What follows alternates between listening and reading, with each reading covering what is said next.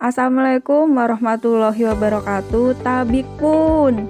Pada video kali ini kita akan mempelajari materi penyebab pencemaran perairan laut. Penyebab pencemaran perairan laut dengan alur tujuan pembelajaran 10.6.7 peserta didik mampu menunjukkan pencemaran dan konservasi perairan laut. Indikator capaian pembelajaran 10.6.7.2 peserta didik mampu mengidentifikasi penyebab pencemaran perairan laut. Ayo sama-sama kita saksikan video tentang penyebab pencemaran laut.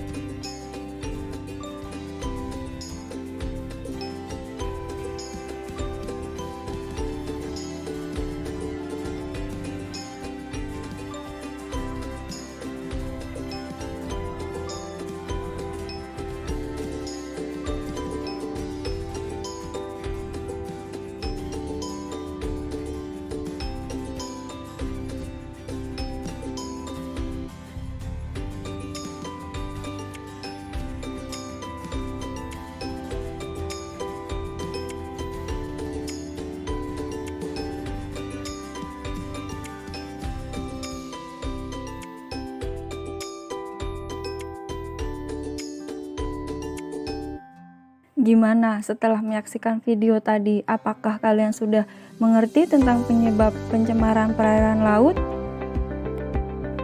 Menurut situs Balai Pengelolaan Sumber Daya Pesisir dan Laut tahun 2020 yang merupakan bagian dari Kementerian Kelautan dan Perikanan, definisi pencemaran laut sudah diatur di dalam Peraturan Pemerintah Nomor 19 Tahun 1999 tentang pengendalian pencemaran dan atau perusakan laut. Berdasarkan peraturan tersebut, pencemaran laut adalah masuknya atau dimasukkannya makhluk hidup, zat energi dan atau komponen lain ke dalam lingkungan laut oleh kegiatan manusia sehingga kualitasnya turun sampai ke tingkat tertentu yang menyebabkan lingkungan laut tidak sesuai lagi dengan baku mutu dan fungsinya. Pencemaran air laut. Laut merupakan sumber kehidupan yang menawarkan kekayaan nabati, berbagai jenis hewan dan tumbuhan hidup di laut, dan mendapatkan bahan makanan yang telah disediakan oleh alam. Namun banyak wilayah lautan yang mengalami kerusakan baik bagian dasar laut, dangkalnya, maupun kondisi airnya. Salah satu penyebab kerusakan air laut yang lain adalah pencemaran. Pencemaran yang terjadi di laut berasal dari limbah-limbah hasil aktivitas manusia.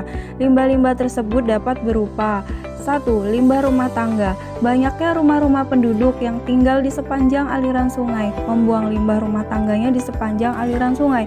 Pada saat sampai di muara sungai, limbah tersebut ikut masuk ke laut dan menyebabkan pencemaran laut dan membuat kerusakan ekosistem laut. Banyaknya sampah di pantai dapat disebabkan oleh wisatawan yang membuang bahan habis pakai secara sembarangan di pantai seperti plastik-plastik, bungkus makanan, botol-botol minuman, dan berbagai sampah lainnya. Pembuangan sampah sembarangan penduduk di sepanjang aliran sungai yang bermuara ke laut juga turut menyebabkan pencemaran. Sampah-sampah yang berserakan di tepi pantai hingga di perairan selain menyebabkan kerusakan pada ekosistem pantai juga mengganggu pemandangan sehingga keindahan pantai menjadi berkurang. Menurut penelitian, hewan di laut banyak yang mengonsumsi plastik, terutama mikroplastik. Hewan ini termasuk penyu, paus, dan berbagai jenis ikan lainnya. Tidak hanya hewan yang tinggal di dalam pantai dan laut, hewan yang tinggal di ekosistem laut seperti burung, albatros, dan anjing laut pun juga memakan plastik.